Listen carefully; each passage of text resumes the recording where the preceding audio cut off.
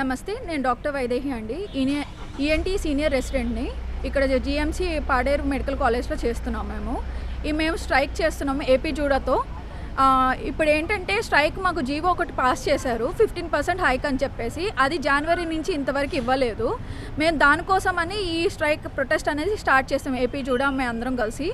So ఆ స్ట్రైక్కి సంబంధించింది ఏంటంటే 3% ఇస్తామని చెప్పి గవర్నమెంట్ స్టేట్మెంట్ నిన్న కూడా ప్రెస్లో రిలీజ్ చేశారు. మేము దానికి అగ్నెస్ట్గా ఉన్నాం. ఎందుకంటే మేము ఇన్ఫ్లేషన్ అనేది 5.62% ఇన్ఫ్లేషన్ అనేది స్టాటిస్టిక్స్ ప్రకారం ఆంధ్రప్రదేశ్ 4th పొజిషన్లో ఉంది. ఆ పొజిషన్ ప్రకారం మాకు కాస్ట్ ఆఫ్ లివింగ్ అనేది పెరుగుతుంది. మాకు కూడా డైలీ ఎసెన్షియల్ థింగ్స్ అనేది కూడా కాస్ట్ పెరిగింది. సో దాని ప్రకారం మాకు కూడా అనేది స్టైఫండ్ అనేది ఇంక్రీజ్ చేయాలి. అండ్ మేము ఇంకొకటి implementation of 62 years of retirement age అనేది 65 చేశారు. దానికి కూడా మేము అగ్నెస్ట్గా ఉన్నాము. సో దానికోసమని మేము స్ట్రైక్ చేస్తున్నాం ఇక్కడ. నమస్కారం, నేను doctor Mahesh, general surgery senior రెసిడెంట్ని. ఇక్కడ గవర్నమెంట్ మెడికల్ కాలేజ్ పాడేరులో చేస్తున్నాము.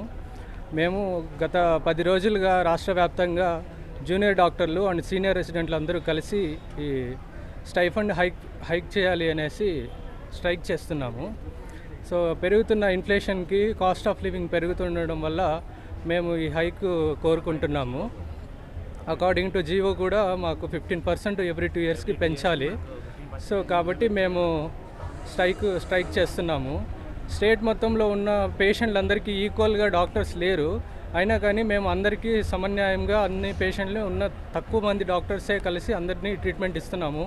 దానికోసం ఓవర్ టైం డ్యూటీస్ చేస్తూ, extra night duties, emergency duties అన్నీ చేస్తూ 32 hours 48 hours అన్నీ డ్యూటీలు అన్నీ చేస్తున్నాము.